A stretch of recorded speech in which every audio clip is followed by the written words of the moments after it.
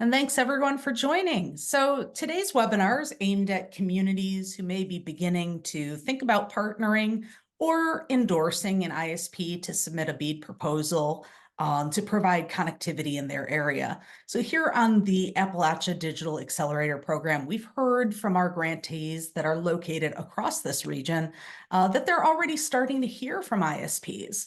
So we want to ensure that those early conversations are really setting the table for community interests to be addressed and centered in the proposal strategy.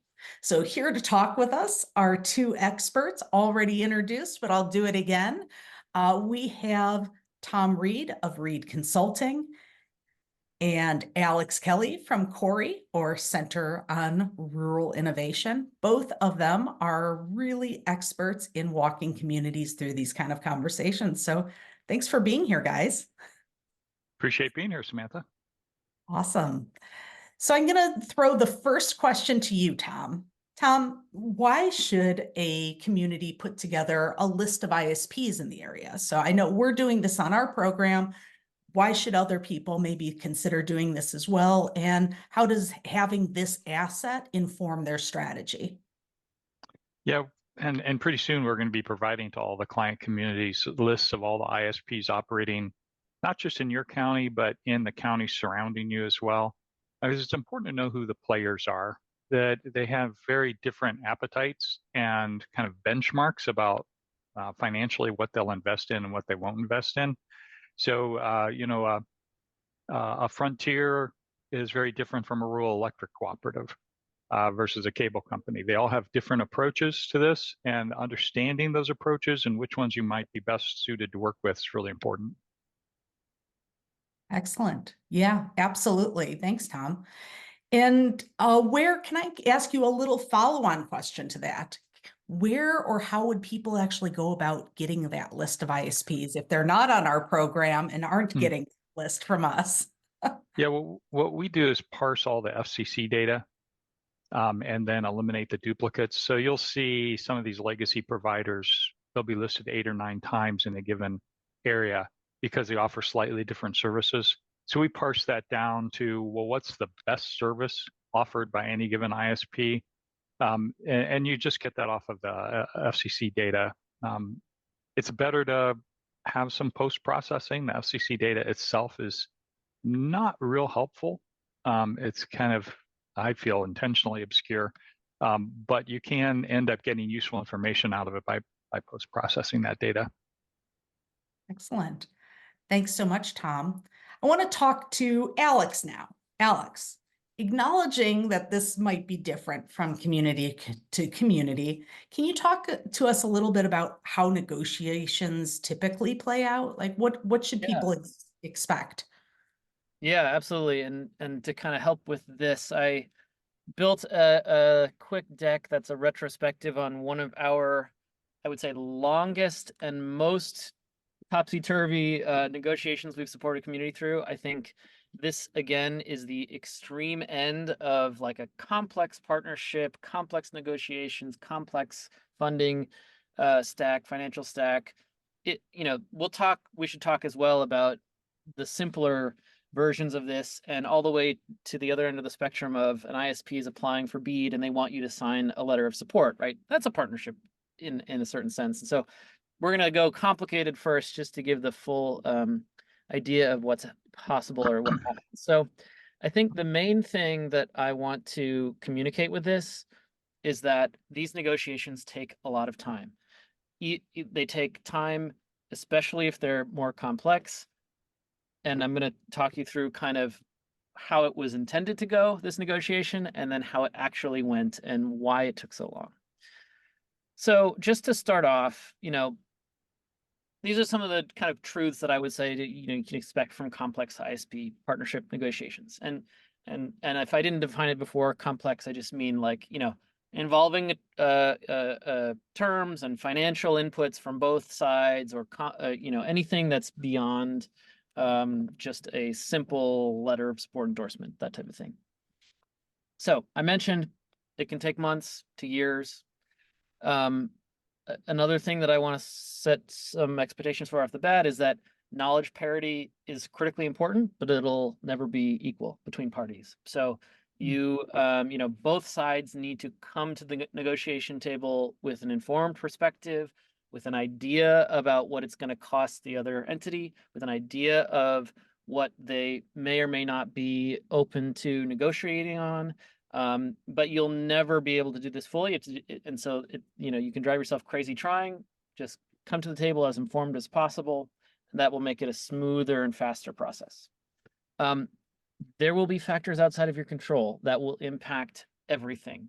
And whether this is, you know, parallel funding programs that are going to mess up your business case midstream, whether it's, you know, a neighboring jurisdiction that's secretly also in talks with this provider that ends up being the more attractive place for them to build.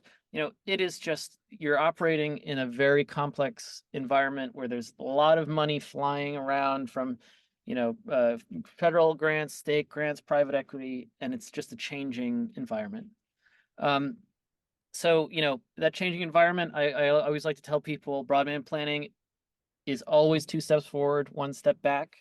You can expect something along the way to kind of work against you or cause the conditions to shift under your feet. And then the other thing, you know, our organization works exclusively with rural areas. You would be surprised at how much local politics, personal relationships, and personal relationship issues play a role. You know, you are, as Tom mentioned, the ISPs you're likely to be working with are the ones that are in your county already or in a neighboring county, and everyone knows everyone in those areas. And so you'll see in what I'm about to share how much that can impact the path that communities are able to take. So moving on, I'm going to keep the name of the county I'm referring to confidential for reasons that will become clear, but this is just I'm going to go through 2 slides of how I would describe these negotiations are supposed to go in a perfect world. First, as Tom mentioned, you kind of evaluate who's a possible partner for you, right? ISPs in your county and adjacent counties, you want to figure out what are their cultural fit? Do they have the interests of your community? Are they aligned with what your community wants to do? Are they technically capable of it? What are their profit motives? What is their flexibility in terms of structure? What capital can they bring to the table? All sorts of questions you want to take a look at just to figure out who's the right entity to be working with, or ideally, who are the 2 or 3 that you could envision working with that might meet your needs. 2, this gets back to like information parity, right? Do the work to figure out the costs and arm yourself with the information that you need to be an informed person at the table, right? So in the case of the example I'm talking about, we provided we identified exactly where the unserved areas were that this community wanted filled. We did some network designs to estimate costs. We calibrated those costs with local comparable numbers that we were able to glean from interviews. We made a financial model. We made a financial model from the ISP's perspective, just so that we could kind of try to understand, you know, the other side of the table as we were negotiating. Yep. Then step 3, right? You start to work on the terms with your chosen ISP. And in this case, we did not do an RFP process. I'll get into that a little bit more, but the ultimate ISP ended up being a municipally owned network that had the authority to expand via a certain type of partnership into a neighboring area. So our client ultimately felt like they didn't need to do an RFP process. But you still, even if you're very aligned, 2 public sector entities working together, you know, who's going to do what types of, you know, what are the products and services you're going to offer, at what cost, who's sharing the risk, who's contributing what for, you know, in finances. So all sorts of terms that you need to work through. Alex, I wonder if you could step back just a moment. When you talk about the number 2, you know, I hear this a lot, you know, what is the degree? How much depth do you suggest or recommend communities get into as far as this modeling? Because clearly there's a difference between dig ready, you know, feasibility study and some high level cost modeling. Can you give a little more detail? Yeah, happy to. So look, I mean, costs are variable. They change by location. There's inflation in pieces of the market that are moving to change costs. So you're not trying to get to an exact number. You're trying to get kind of proportionally and directionally accurate. If it's great if you can be within 90%, I would say, of what the ultimate cost is. You want to put that's ideal. You want to put a buffer on that, just because costs move around. And you want to kind of be able to iterate and refine through the process, which will take months, right? That's along the way. And Tom has a lot of experience in this as well. So Tom, do you have anything to add about what you want, where you want to be with this cost modeling? I was going to say it's going to vary a lot based on the type of fiber technology they deploy. I'm assuming we're talking fiber to the home. There's a lot of different ways of building fiber networks. Fiber's not one kind of architecture.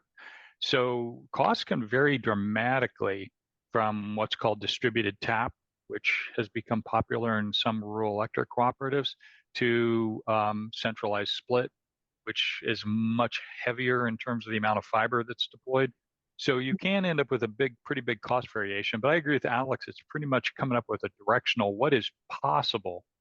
Not the Cadillac version, not the Pinto version, just something in between there.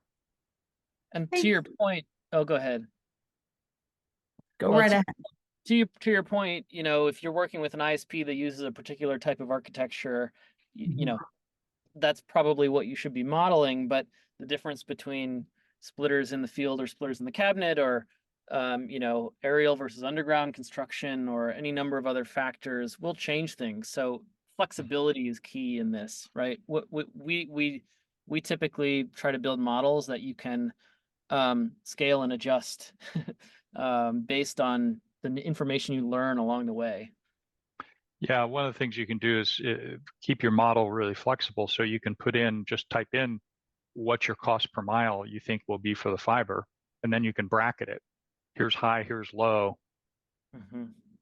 That's really helpful. I want to make sure that, people don't necessarily think they have to climb Mount Everest to get to this, but at least size the mountain for them. So I appreciate that added detail. Well, continue.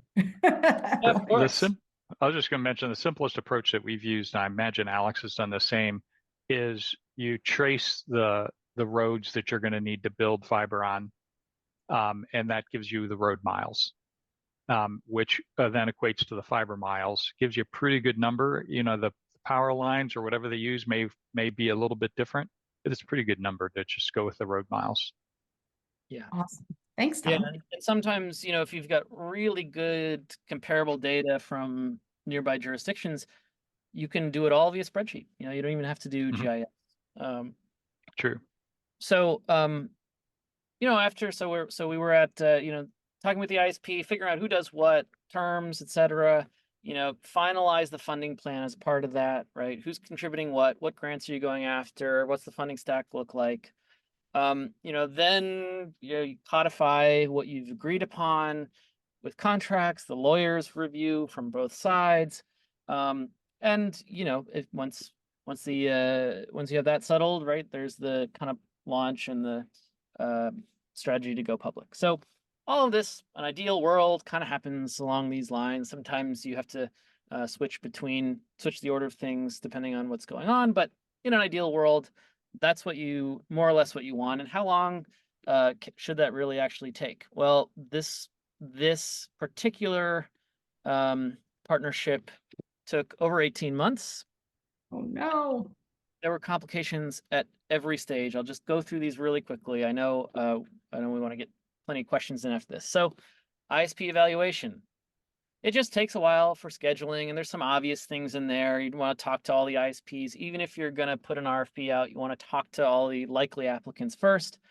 Well, we didn't realize how, if a few things, how personalities of the commissioners that needed to approve this had pre-existing relationships with different people at different ISPs, which made this very complicated. And you ended up having ISPs that were very forthcoming and then got turned off by something and changed their posture, or the commissioners had this. And it was just a bizarre kind of conflagration of personalities that made this actually very challenging. Cost estimation, I would say, is the only step that kind of went according to plan. Just takes time to get the data, build the models, and build them flexibly to iterate. But the negotiations, right? The commissioners and the commissioners of this county and their lawyer changed their mind several times about whether an RFP was needed. They were getting pressure from the ISPs not to do an RFP because ISPs would prefer just to go straight into negotiation. As I mentioned, this was two public sector entities that were working together. And so ultimately they decided legally they didn't need to do an RFP, and they trusted this entity enough that they didn't need to use an RFP process to create a competitive environment as a negotiating tool. But again, the back and forth on this probably took a month and a half, right, of weekly meetings, trying to figure it out, lawyers getting involved, etc. When it came to the funding plan, we thought we were in luck. There was a middle mile grant program that the state was launching in 4 to 5 months, and the ISP said, great, we're clearly well positioned to get this. We're going to score really high. This will make the ultimate cost less, so that our client would have to contribute less. So everyone agreed, let's wait for this, and then we'll finalize the agreement after you win this award because it'll make it cheaper and better for everyone. Well, we waited 4 months, waited 2 more months for the decision to come out. They didn't get the grant. And it was very suspiciously awarded to another entity who we had vetted but decided not to work with because they didn't have the same capabilities or values alignment. Wow. But that put us back to square one. So it required us to go back and change all the models, go to plan B for funding. The client had to dig deep and find other funding from their from their county to put to this, and it kind of turned things on its head. Then we kind of reestablished the terms around the new thing. The state broadband office was finally alerted to what was going on, and they started saying that the partnership was not going to be legal, even though the state attorney general had no issue with it. Broadband office was just jawing off, but it caused the lawyers to go through a whole other couple cycles of trying to track down information and make sure they were on secure footing. It was just very bizarre. It related, we think it related to the fact that this other, or was partially an explanation for the fact that the grant was not awarded to the entity that clearly, in our opinion, was the best position for it and should have scored the highest. So political issues there. Then there was a whole legal issue with some pole attachment rights. Without getting too far into it, part of the deal was predicated on this tiny unidirectional cable company that was going out of business after 60 years, transferring their pole attachment rights to this entity. Well, they ended up running out of money and shutting down before they could officially transfer the rights. The question was, could they still transfer them even though they weren't an entity anymore? Then their loan technician, who had a lot of the information about things in their head, ended up passing away. It just was a mess of issues there at the end. A couple more months go by. And then finally we got everything back on track. And then, of course, launching and going public, there's political timing issues. There's issues with working with elected officials, which we were working with, right? They've got election cycles they need to worry about that both take their time, and they have got personal interest in timing things a certain way. So anyways, that's just that's just an example of one that happened to take quite a long time. Wow. Tom, I'd be My curious. takeaways are like, get your buy-in early, right? Like involve your public officials, including the state broadband office. Yeah, that's perfect takeaway. I don't know, Tom, I'd be curious to hear if you've ever had any experiences quite that topsy-turvy, but I've had some weird ones, Alex. That's a great case study. Really credit you for sticking with it all the way. Samantha, it might be a good time for me to kind of give an ISP perspective. Well, I want to kind of tease out one thing before that, but I think you're right on with this is just, we talked about procurement. You mentioned this, do they need one? It was a legal back and forth. It ended up clearly costing months of, going over from different perspectives. Is there a clear guidance on when procurement or RFP processes are needed in the context of our current moment, which is the BEAD, the RDOF, the power grants, all of this moment right now? Is there a clear guidance there? So I think there's a strategic side of this and a legal side of this, and your municipal lawyer, the attorneys you use should be the ultimate decider of whether you need one or not. So there's municipal procurement rules that will be a little different for everywhere, but in general, if it's an arrangement where you're kind of procuring services for something, you're spending real money to get in exchange for something, usually you have to. If it's simply signing a letter of support, right, that's a different situation. That's not procuring anything using significant resources. The strategic side of things, though, is that it's a good mechanism for negotiation because it sets up a competitive environment, and you have a little bit more leverage when the entity you're negotiating with thinks or it can infer that you have other options. And so I think those are the two big factors. I don't know, Tom, if you want to add anything to that. Yeah. Yeah, good summary. Excellent. So yeah, let's talk about this ISP's perspective. What are they thinking about in all of this? Well, let me share a few slides about this particular topic. I mean, what we all want on this call is to get broadband to our communities. To me, it's about human potential. What kid is sitting out in a rural area where they can't get access to the internet, but they're a genius that's going to bring us some new healthcare breakthrough or physics breakthrough or something like that if we could just unlock that potential. So to me, human potential is really the big issue with getting broadband out there. But for ISPs, it's a little different. So this super simplistic. Let's say you've got your $1,000 to invest, and hey, right now you can get 5% on a CD. So you can be happy with that. You're going to get your 5%. But let's say you needed to borrow that $1,000 from a friend and they want 5%. Now you need to think riskier. You're going to need to get a 10% return to match that original 5% that you were shooting for. It's exact math ISPs are going through. They're generally borrowing the money that they invest. And so their rate of return has to include that debt service as well. So what they look at is cost to pass. So that's just getting the fiber to pass the homes, kind of the trunk line, like building a water line down the road. And then the cost to get those taps is the cost to serve. And they think of these numbers very differently. The cost to pass is kind of the feasibility aspect of, can I afford to go into that area?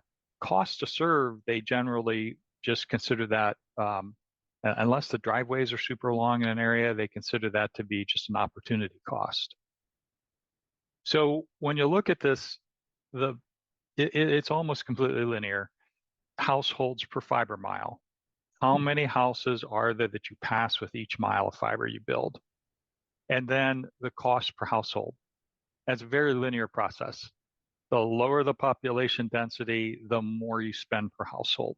And you can get into some really big numbers as you get into, the bottom of this chart is at 4 households, $20,000, you're talking about an $80,000 a mile price estimate. So this is the basic math they do, is what's our population density and our cost to pass, and then they establish an investment threshold. How much money are they willing to spend to pass a potential subscriber?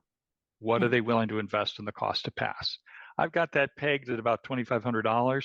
Some will go higher, some will go lower, and it's all based on their own internal business structure. How are they obtaining money for investment? What kind of rate of return do their investors expect? And that determines where that threshold is. So in this example, at 32 households per fiber mile, this ISP would just do it. They'd pull the trigger on that. And if it's higher, that's great. But if it's at 24 households per fiber mile, they're going to give it a thumbs down and say, no, we need some additional money for that. And that's where the grant funding comes in, or the community investment comes in, is covering that gap between the ISP's investment threshold and the reality of the area they're trying to hit. The grant share obviously changes a lot based on population density. Again, if you're at this $20,000 sort of approach here, you've got about $18,000 in grant funding to reach that household. Versus these areas where at 20 households, it's not a whole lot of grant funding they need.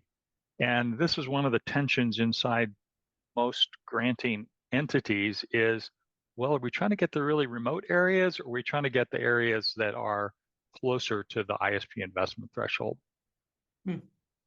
So they face a lot of risks, and this is going to be top of mind for them as they're looking at working with you. Is they're concerned that their revenue may be lower than they expect. They're worried that their cost to deploy may be higher than they project, and they may have unexpected deployment delays. And the big issue there is it delays the point at which you get revenue, which then affects, ripples through your whole financial model. A little more detail, that lower than projected revenue, obviously in impoverished areas, you're going to expect lower revenue. But tying into that is the low income package pricing requirements. I love the idea of saying, hey, for $30 a month for a household that is low income, whatever you determine that threshold to be, $30 a month, you have to offer 100 megabits symmetrical. That's one of the common kind of goals here, is to say $30 a month to do 100 megabits symmetrical. Well, if you're in an impoverished area, that means a high percentage of the people are going to be eligible for that package, and they'll probably stick with it for a long, long time. So those two aspects fight against each other. We want a low-cost package for impoverished households, but that lowers the amount of revenue the ISP can get, which diminishes their investment appetite. So all these things kind of play off each other. And regardless of the amount of grant money, there are cash flow shortfalls in every fiber project where they've spent all this capital and they have all the operating costs, but the revenue is slowly ramping up and they have to cover those cash flows. Higher than budgeted costs, another big issue. If you're going aerial, what's it going to cost you to prepare the existing utility poles? That's called make ready, is the term. If you're going underground, well, how much analysis did you do of the soil, the geology of that area? How much rock are you going to hit? If you hit more rock than you budgeted for, the budget just gets blown out. Yeah. Increases in material and labor costs. Things have softened again since a couple of years ago, and it was crazy tight material pipeline and labor pipeline. It's softened. But when all of these awards come out, is it going to go back up? This is a calculus that the ISP is thinking about. What am I going to say a mile of fiber costs me to build? And then the grant compliance costs are not insignificant. For BEAD, we're estimating 10% bump. And so that hurts your match equation too. You say, well, you have to have a 25% match. But if I'm adding 10% to the cost, I'm really more like a 30 or 35% match. So again, difficult calculus for the ISP. And then unexpected deployment delays be the final thing. Make ready. We're hearing stories from all over the country that make ready. They design the route and they apply to the electric company to get access to the poles. We're hearing 12-month delays as not being at all uncommon. So that's a huge issue. Environmental impact assessments can also take a long time. And then supply chain and labor availability can delay things. And the delays are really important to them because they've started investing money. They need to start getting revenue back because they're going to be facing these cash flow crunches, and they want to minimize those cash flow crunches. So delaying is really painful to them from a financial perspective. So these are the kind of things they're thinking about. Any way we can help them, bringing in electric utilities. Like we had one electric utility here in Ohio, a rural electric cooperative that got $2.5 million from Appalachian Regional Commission to do make ready on their poles. They didn't build the fiber. They just made the poles in a large portion of their service area available for attachment. So that Several of our states in Appalachia have state level pole make ready grant programs now where they're either upgrading or replacing poles. So check your states to see if there's one in your area. So Alex, I'm curious how much you heard these risks coming out of the ISPs in terms of their concerns as well. Definitely to some extent, all of these. I think the benefit of working with the publicly owned network in that particular case study was that they had more wiggle room on a lot of these. But some of our, many of our other projects that we've helped with, these are, very salient issues. I think, if you wouldn't mind actually putting that back up there, because I Sure. can a little bit about these. I think I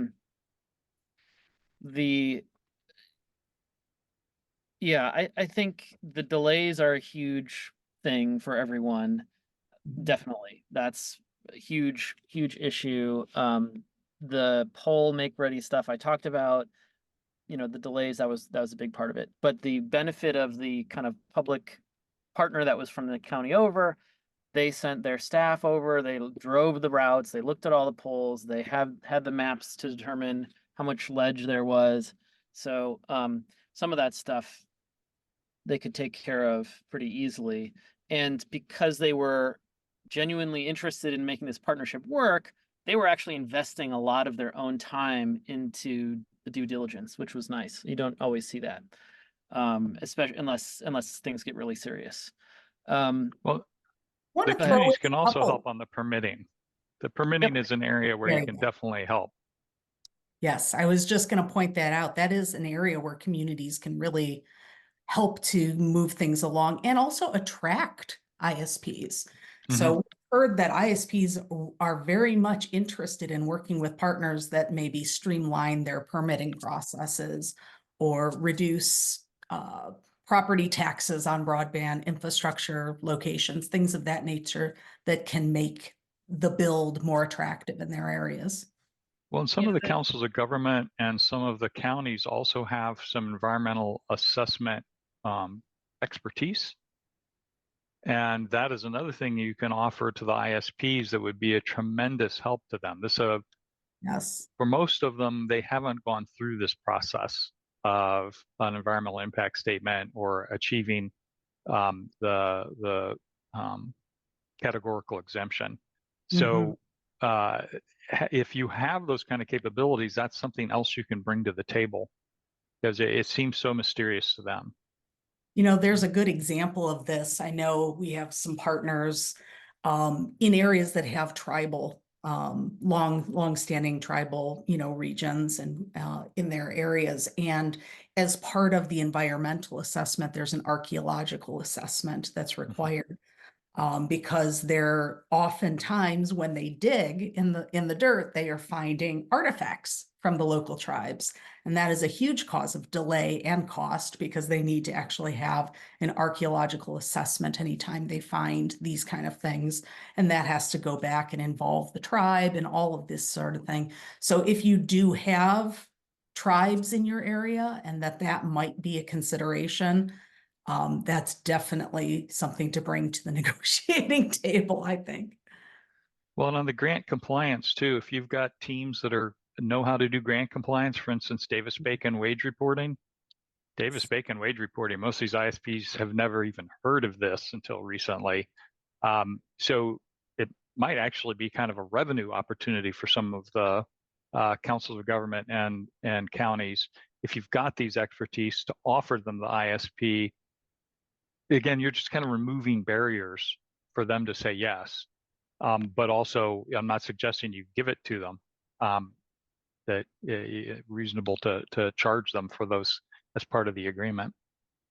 Yeah. I think we've pointed out some really interesting areas that a community can offer as leverage as in partnership with an ISP. I'm wondering what are some ways that a community would want to say, use that leverage, use that positioning? What are things that they should ask for? What's high on the priority list? Well, that's where you get back into that low income package. That's a big one. Or reaching all addresses in a given service area. That's another big one. So the speeds, the costs, the packages that they're going to offer, I think are important. Is it going to be symmetrical or not? Is important. The low income package is important, but understand that tension that they've got on that topic, especially with ACP being gone. One of the problems without ACP is, will they even qualify? Right, the ISP may have a qualification requirement in terms of credit. Low income household may not be able to achieve that. With ACP, they are much more flexible because they knew they were going to get that money no matter what. So there's a lot of income related issues there. There's so many different things you could ask for that it's you kind of have to do a process of prioritizing and planning on your end to think about what are your highest needs and what's reasonable. And what's reasonable will really impact where you can make headroom. With ISPs, they don't really want to run their business significantly different in one jurisdiction from the next. It's just hard using, and they want to use the same equipment, they want to use the same pricing tiers, they want to have the same terms. So you might, if you're working with an ISP that and you want net neutrality and local customer service and a whole list of things, well, you're probably going to have to just settle for the things that they already do. So that might not be the area where you can make much progress. On the other hand, if you want to do digital equity programming and the ISP is like, we're an internet service provider, we don't really know how to do that very well. Like, you can figure out how to kind of set an arrangement that allows you to achieve that where you can make progress. So maybe you ask for discounted service at municipal buildings and use the savings from that to run your own digital equity program, right? So we've seen that before. We've seen like, part of the negotiation, right? So one of the risks that Tom was talking about is lower than expected revenues. But one of the ways that you can help ease that risk is to say, look, if you build in our community, we're going to hook up the library, all the schools, fire station, police station, town offices, town hall, etc., town dump. And this is a whole bunch of revenue that you can count on from day one. And you kind of just work with them on those types of things. And we've had clients that committed those contracts. They're saving money from their provider they were working with before. So it's a win-win kind of, and you can then start to see where there's kind of some play to use resources to, further your particular community needs. I want to turn to a question that's almost a little ahead before what we just talked about. And this is a question from Carol. She asked, can you explain what determines kind of this decision-making point when a county would want to negotiate a contract with an ISP versus just signing a letter of support? The easy answer for me, at least, is, the more you are able to commit, the more leverage you have and the more you can get.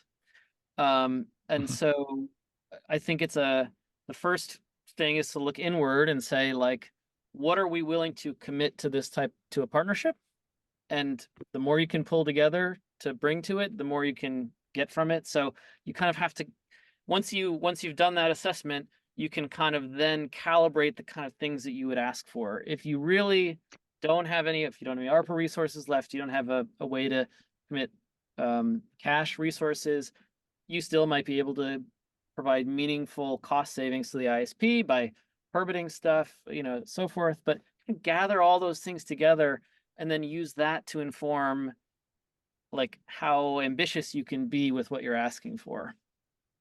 Yeah, I agree. Engaging with the ISPs can help you inform which ones you want to offer that minimum threshold of letter of support. And it's important not to just give it to every ISP. You want that to be something that's a differentiator.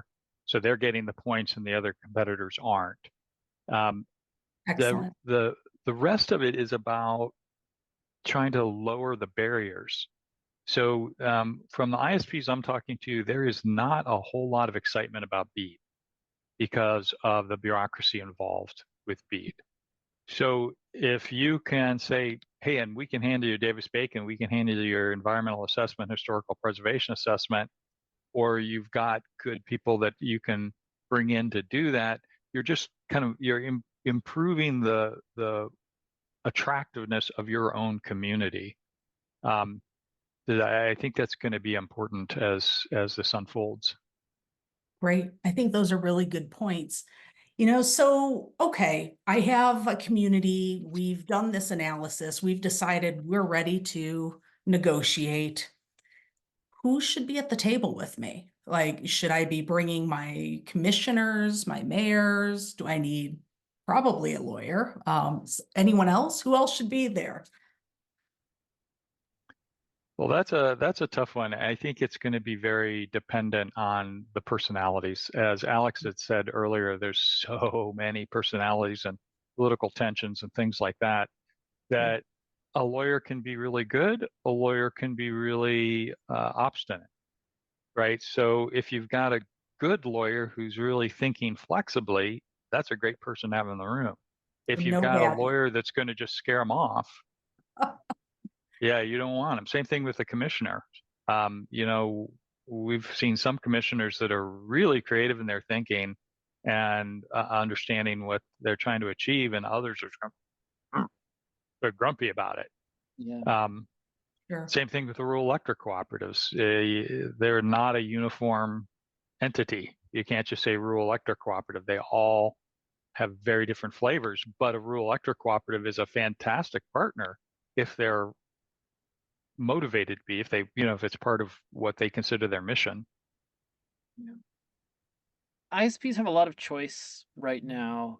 It's just a target-rich environment with so much money out there to build. And so, as well as what Tom said, I would think about bringing people into the room that are going to be engaged, responsive, and have kind of an open posture to what's going on, because, personal relationships really matter in this context, as well as the cost of things. And if you can bring people who are really responsive with emails, Johnny on the spot, creative thinking, willing to kind of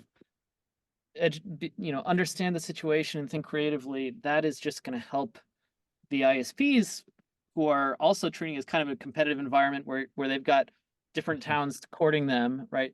That's going to help them understand that working with your particular community is going to be easier than working somewhere else. Excellent.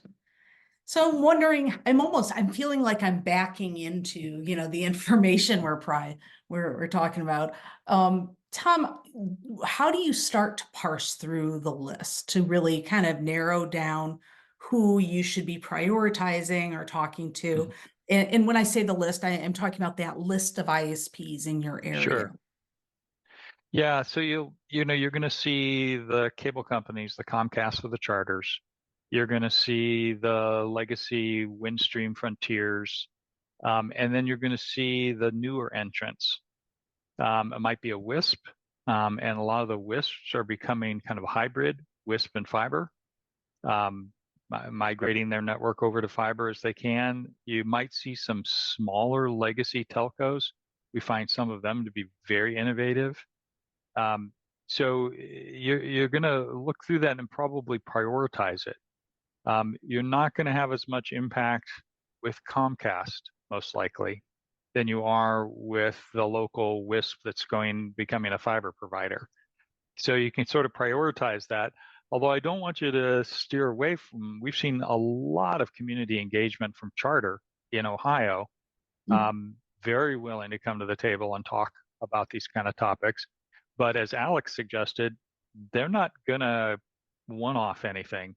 They take their packages all the way up to the national level, right? These are the packages we offer, period.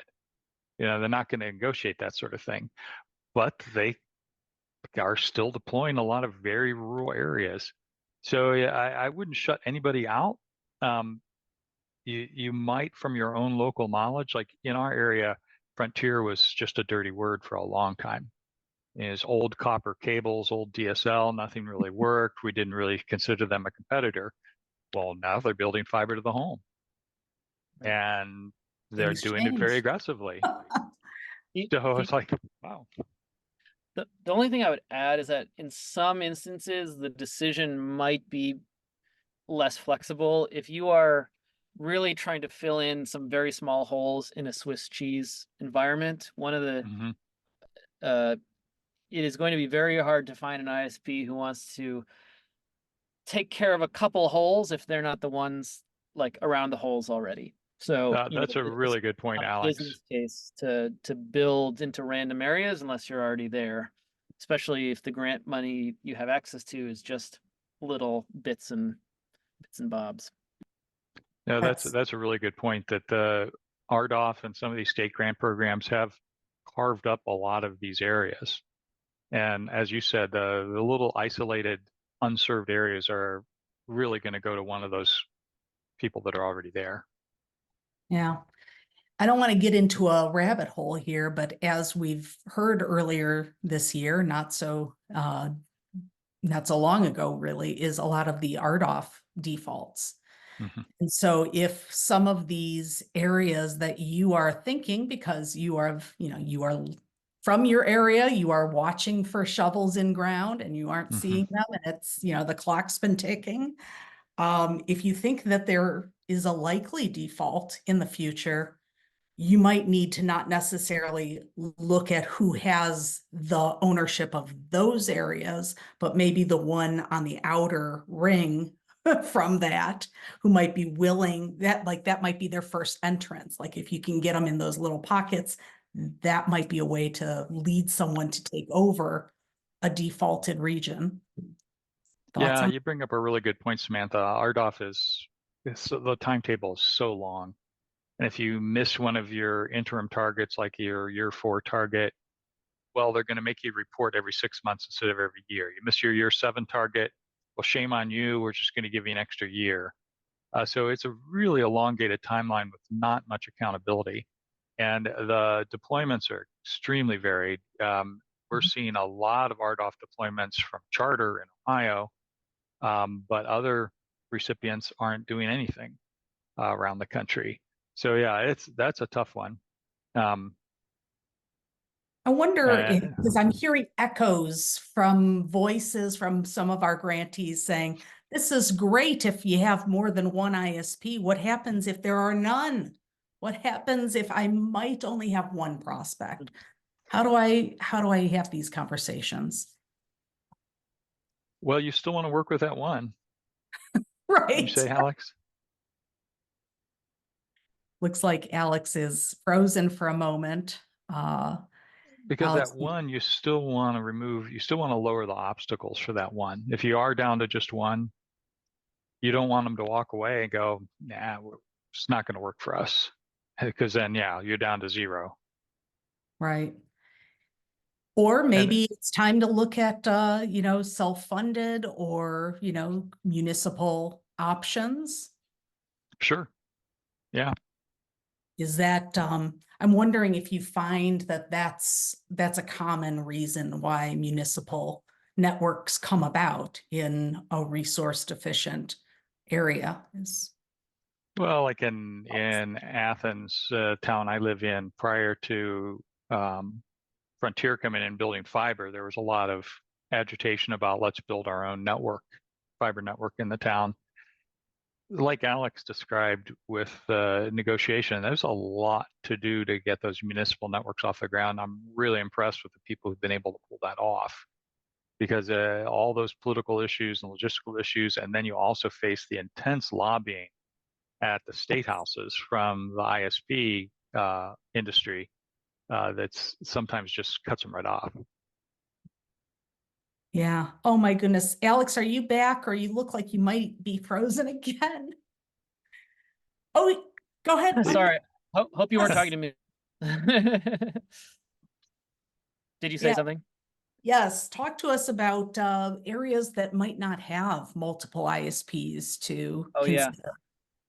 So not hearing a word of how Tom answered that question, I will say that I don't think a lot changes. I think you still need to work really hard to show them that you're an engaged partner, that you're trying to figure out ways to reduce their risk and burden. Just because they're not guaranteed to apply for your area or build there. They really aren't. Nobody's obligated to do that. So I would kind of treat it the same way, as in you're courting them as much as they're sometimes courting you, and open lines of communication and collaborative thinking are your tools to try to make sure they build in your area. Yeah, and Excellent. when you look at the list of ISPs that we're going to provide, look at the adjoining counties too. You may find good candidates there in the adjoining counties that, yeah, they'll move into your county if the opportunity's right. Yeah. I appreciate that. You know, we have a lot of anti-municipal laws across the Appalachian region in the states there. I've been really surprised to hear discussions within communities about how to get around that and how to, form even new organizations in order to create networks for Hmm. small Swiss cheese pockets or for places where ISPs are showing a real reluctance due to, the business model not showing.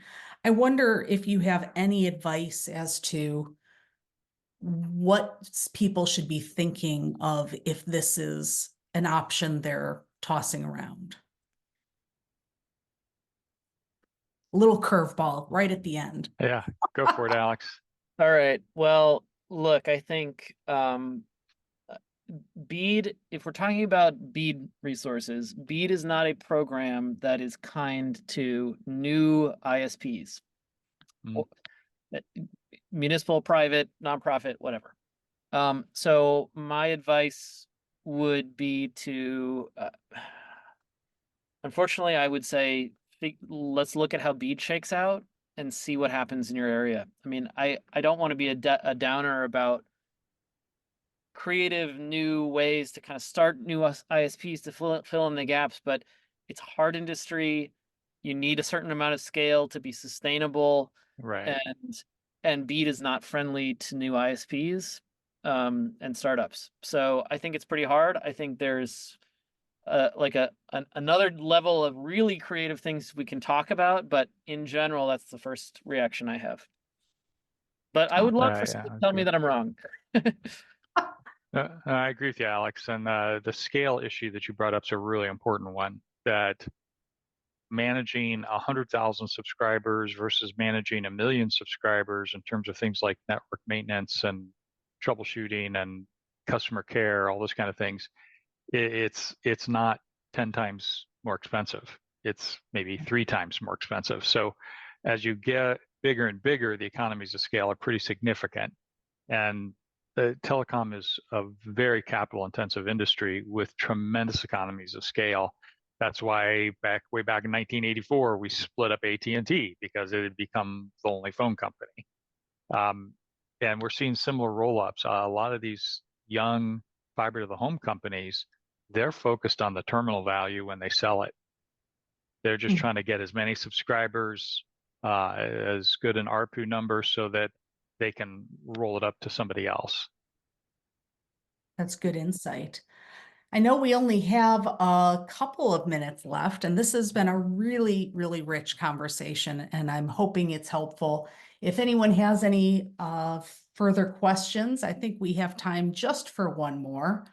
Otherwise, I'll ask one of my own. Hearing no other, I'm just going to go to Alex first. Last thoughts. Okay. What if you could give one piece of advice to communities around their work with ISPs, what would it be today? Start now. If you haven't been talking to ISPs, start now. I think the piece that everyone probably on the call shares is that at the very least, you have the power to write a letter of support for a grant. Use that as your starting pace and build on that, but don't let even that little bit of leverage you have go to waste. Because if you can make what's happening in your area even 1% better than it would have been had you not used the little leverage you have, that 1% is going to last for 40 years. And so it's important just to be engaged no matter how complex of a partnership you think you're going to be able to create for your community, because even a fraction of a percentage of shifting the course of what's going to happen is important. Awesome. Tom, same question. That's a really good point, Alex. And kind of adding one specific to that, I've worked both sides of Council of Government and ISPs. And when you're drawing a service area, it's really, really tempting to look at the areas where, oh, look, this road has very few houses on it. Let's just not do that road. And that's just going to leave these little holes, as you know, the Swiss cheese holes that Alex referred to. Anything you can do to reduce the trimming that the ISP does is going to help your community a lot. Because if you're like, there's only 10 houses on that road and it's 3 miles long. Yeah, as a standalone project, it makes no sense at all. But if it's grouped in with a larger area, then it can make sense. And so trying to keep those more remote areas built into your project footprint be really helpful. That's awesome. Great advice from you. Thank you so much, Tom. Thank you so much, Alex. And thanks to all of you for coming and spending an hour with us to think about how we should be teeing up our conversations with ISPs. Just to reiterate one more thing, if you haven't already started, please do so now. If you're a member of our project, you'll be getting those lists really soon. So start thinking about your pitches to the ISPs and your cover letters. And we'll be working on that real soon together. Thanks again, everyone. Thanks for joining us. Thank you, Alex. Take Thanks, care. Tom. Thanks, Sam.